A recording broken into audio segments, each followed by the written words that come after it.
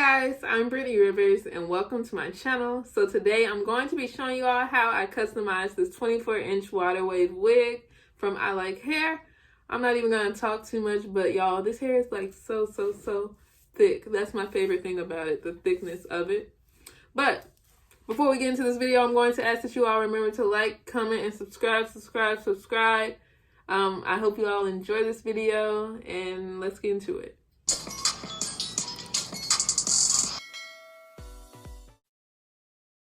Okay, so the wig we will be customizing today is from ILIKEHAIR. This is my little unboxing. This is my first time opening it, you guys. I love orange, so I thought that whole vibe was really cute. If you can see my room in the back, it's all orange. Okay, so this is actually their water wave hair. I really do like this curl style, but I don't know how much I want curls right now. But I do like this curl pattern and all of that. But y'all, this is a 13x6 wig. I haven't had one in so long, so when I get a 13x6, I'm just in love, you guys. Like, so much parting room. I like the color of the lace and all of that. It's like a lighter color. Let's go ahead and get into this customization. Then I peeped, they actually give you all of this stuff with the wig: an elastic band, a satin bonnet, a different kind of bonnet. I peeped they give you tweezers and two like hairpins, like, and a rat tail comb with the wig. Like, they know their customers. So like normally, I'm going to mix my BW2, my little bleaching powder. I'm using 50 volume developer. Now that's that big, like, heavy duty developer. And I kind of turned the wig inside out. If you all watch my other videos, you all kind of know how I already do this. I'm just going to show you all our consistency that we're looking for. So I was actually running out of BW2 powder. I was like at the end, but you all see, we want it to be pasty. Like, when you turn your knife, or I like to use a butter knife when I'm mixing because it's kind of like frosting a cake for me to put the bleach on the wig. When you turn your knife or whatever upside down, you don't want the bleach to fall off. That's how you know it's thick enough. Okay, and now it's time to frost our cake, you guys. Like, I'm going to leave this on for 40 minutes. I thought I didn't have enough BW2 powder. I only used 1 scoop, but I actually had more than enough. And make sure when you're applying the bleach, one of the most important parts is that, like, the front where the hairline, right where the hairline begins, you guys. Go a little bit above just to make sure you get every single knot, you guys. You want to, like, lightly put it on the lace. You don't want to work it in. You all kind of know the drill. You all know. Okay, so 40 minutes later, we're just rinsing the bleach off. So yes, I let it sit on there for 40 minutes, even though I use 50 volume developer. Like, you can see the difference, like, from the bottom of the knots, like the changing colors from the places I did add bleach and the places I didn't. But we're just rinsing off that bleach.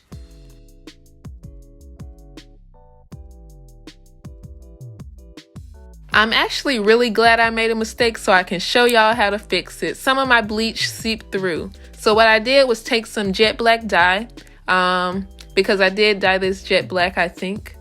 I just added some to a paper towel and took a little, like, dye thingy. So I'm going to do these two things simultaneously, so pay attention, you guys. So on places I messed up on the hair, I actually just, like, used that little brush and kind of, like, brushed the roots a little bit to change the colors from blonde to jet black. I didn't record that for some reason. But now I'm just going to add some of the shimmer lights to the lace to kind of tone the knots so they don't look reddish and they look more natural. So yeah, I just rubbed it in. I used a lot, you guys. Shimmer lights is kind of expensive, so you don't have to use this much. But I'm going to leave that on for about 15 to 20 minutes and be right back. Okay, so now we are rinsing the shimmer lights off of the lace after that 15 to 20 minutes. And I want you all to know that it's the Shimmer Lights shampoo, you guys, because I mean, I would probably make that mistake of getting the conditioner, but it's the shampoo, you guys. Okay, so you can start from any side of the head. We're going to kind of slick all the hair back and part like a 1/2 inch off the front of the hairline. We're going to work in sections, you guys. So once you have it parted, that is where we're going to pluck. We're going to pluck where all of the hair is, you guys, not the section you just parted away from the hairline. And I just watched a YouTube video unplucking, like I learn every day, and try to increase my skills. Someone said something that just really spoke to me. So we aren't plucking the hairs, technically. That's not what we're doing here. We need to pluck the knots. When you think that you're actually plucking the knots instead of the hairs, I swear it's just gonna change your outlook on plucking, I promise. Like that just, I'm just rambling, but that, so many light bulbs went off when they said that. But yeah, you're just going to be pulling like the hair backwards, you know. And you're going to keep doing that motion until you just are comfortable with how much hair is there.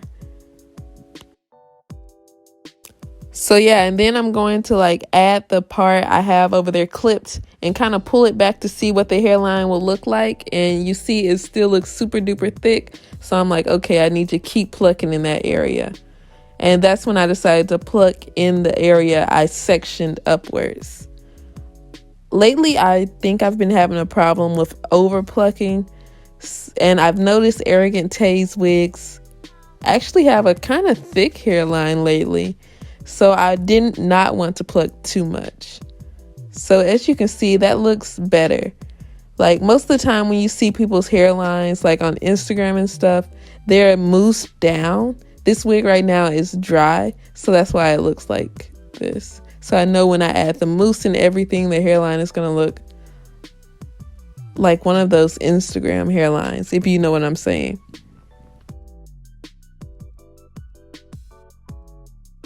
Okay, so when you're happy with one section, you're going to move on. Like you can kind of see when I pull up the hair, how good that's starting to look.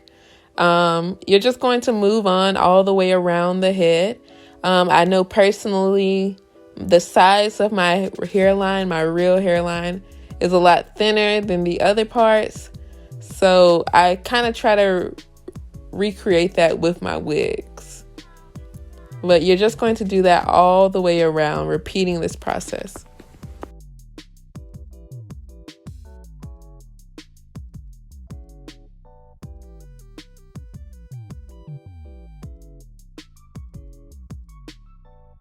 So this is the most important part I was telling you all about earlier, how we're plucking the knots and not the actual like hair, if you know what I'm saying. So I always wanted those like very defined middle parts, and I did not know how they got them.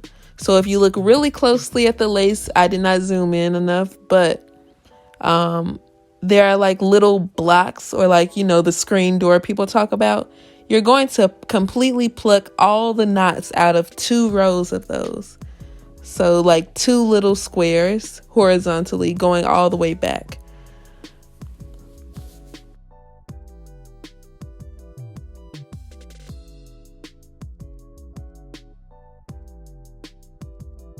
Okay, y'all, so this was the finished result once I plucked those 2 like squares out of the middle part and actually plucking the knots. Like you all see, it makes a huge difference.